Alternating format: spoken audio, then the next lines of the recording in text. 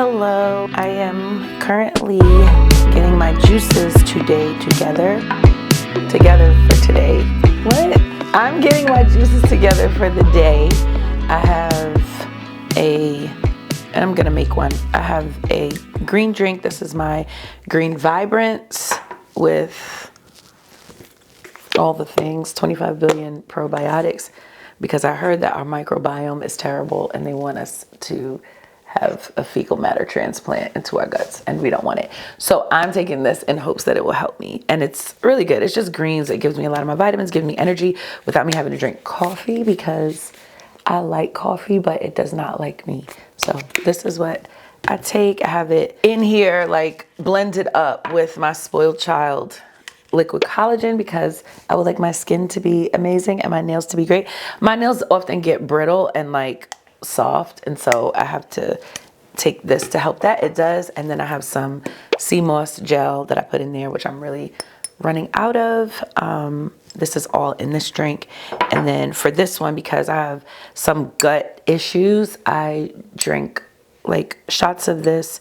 This is aloe vera and pineapple juice to help with digestion and all the things. And then this is my it's like a detox drink, and it has parsley and cilantro and celery and green apples. I think and cayenne pepper. That's in here, and this helps kind of like detox and helps the liver. So these are my juices that I drink every day, and then I'm supposed to drink a gallon of water, and I am drinking that every day, a gallon. But there's a part of my hard 75. Well, I'm really doing a soft 75. So I don't have to drink a gallon. It's really 3 liters, but I'm trying to get as much water as I can in, do some exercise, and kind of get my body moving. The thing I like about the hard 75 or the soft 75 is that it's more about like mental toughness and just sticking to something. And so I think I'm really good at, like, I can take off of food, I can diet, I can do the things. But sometimes it's just like when I'm done, I'm done. And this one, I'm like, no, for 75 days, I am not going to have sweets. I've been wanting to like get back to being serious. Like my norm is very like, I don't put this in my body, I don't put that in my body. And I had kind of gone off of a lot of sugar and started drinking grown-up sodas. Those are the Gus's, right? And they have way less sugar, but then I just wanted a Mexican Coke. And so then I started drinking a lot of like real sugar sodas, but I just started to get sad about that. And even though I was still losing weight, I didn't like how much sugar I was taking in. And I found that it was affecting my sleep. So my sleep pattern has been like really funky. And with my schedule and the way that my life is, I can't really afford to, like, when I'm supposed to be resting, I need to rest. And so if I see something messing with my sleep, I have to adjust it. So also one of the indications is like mucus. If I wake up and I'm phlegmy, like, okay, my body is not doing good. And that started to happen again. And so I was like, oh no, you got to get it together. But it was like 3 weeks before my birthday. And I said, I know for a fact, I'm not going to behave until after my birthday. I knew I was going away. I was like, so I plan to do this much later. And although I'm not doing like all the bad things I used to do before, I've kind of cleaned up my act. I wasn't as disciplined as I was before. You know what I'm saying? So for me, I'm following the Whole30 diet. Now, technically, you're only supposed to do it for 30 days. It's an elimination diet. So you eliminate wheat, all grains, no gluten, which is the same thing, no dairy, no legumes. And so that's like beans and stuff like that.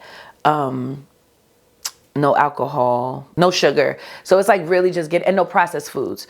So that's why I have a bunch of fruits and vegetables, because hello, well, what are you going to eat if you're not eating crap? You got to eat good stuff. So that's what I'm doing. And basically, I'm eating vegetables and meat and fruit and nuts. I can have nuts. I Okay, things I learned in my Okay. 20s. Yeah. So, first question is, how did you manage time? Oh my God. In my 20s, I was terrible with managing time. Like late to absolutely everything. But also in my 20s, I had April when I was 19. So I was like, I was definitely a mom, a new mom, and it was just terrible news. Like, if you want me to come, you got to tell me that I need to be there an hour before I need to be there. Because it just wasn't good. And I think I had all my kids before I turned 30. Yeah. I think I spent a lot of my time like prioritizing them, and everything else was kind of like weird. I think when the pandemic happened, I was thrilled that they didn't have to go to school. Like, we all would stay home and we would like create our routine. And I'm good with sticking to a routine. I don't love the like have to hop up first thing in the morning, and like I don't love that. I think I don't really adhere to time. Like, I want the time to like cater to me. And so we were able to get like a really nice rhythm where we would like make breakfast and eat together, and we would have our family devotional. That was actually first. We would do family devotional first. We would pray. We would read through the scriptures, and it was on Zoom with other families in different houses and stuff like that. But we would have our time with God, then we would have breakfast together, and then they would start their schoolwork and do the things they needed to do. I think that was like my favorite time, because I could create a schedule for us that didn't mean we had to wake up super duper duper early, but it was like something that we all did together, and we had like a good schedule. I'm not great at like the door stuff, like outside, and I think I'm still learning how to protect my time. But you said in my 20s. Yeah, in my 20s, it was terrible news. Now I'm doing better ish. I was an hour late to this to this content recording. So is it true? Anyway, wait, you know what? I think I respect other people's time more than I respect my own. As I mean, if it's their thing. So if it's your thing, I'm gonna try to be on time. I'm gonna try. If it's my thing, I'm like, what you gonna do? Cuss yourself out? Never talk to you again? Like, no, it's just, I think I'm okay with disappointing myself, which is bad news. Anyway, I'm going to therapy. What was your next question? What risks did you take in your 20s that shape where you are now?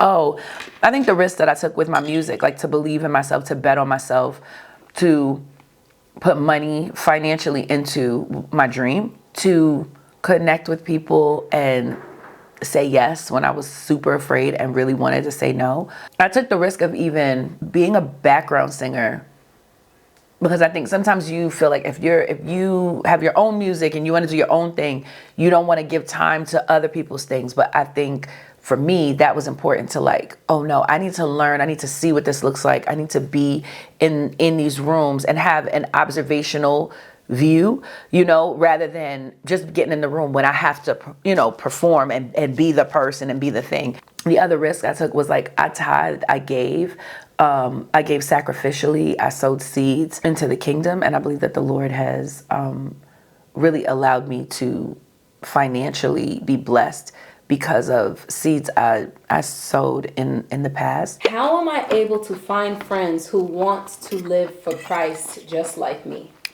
Oh, no, girl. Go to church and connect with the people there. Like, don't go to church and leave. Don't watch from YouTube. Like, we all make friends from like these communal spaces. That's how you connect with people. Because now in this day and age, it's kind of like cool to be an introvert. It's cool to be a loner. It's kind of cool to be awkward and weird. And I'm saying this as a resident weirdo. I am your resident weirdo. But it's weird and obnoxious to be outspoken and extroverted. Now that's kind of like, oh my God, there's so much. Because I feel like the introverts are finally able to speak out. And I think that that's nice. But there has to be some part where we recognize, man, like if we don't come out of our shell, if we don't take a risk, if we don't take a chance, we're going to stay alone and we're going to stay isolated. And that's not good. It's not okay to be antisocial. Like, you were made to grow and bloom and blossom in community. And, we have to put ourselves in those positions. So you want people who love God, find a good church, connect with those people, go to the events, go to the services, go to the small groups, like connect with people and go, hey, I want to be intentional about these relationships. And I think if you make that a matter of prayer, I feel like sometimes we don't pray about that stuff. We don't ask God about that stuff. Like, I would be so intentional. And I'm telling you, God answers these prayers.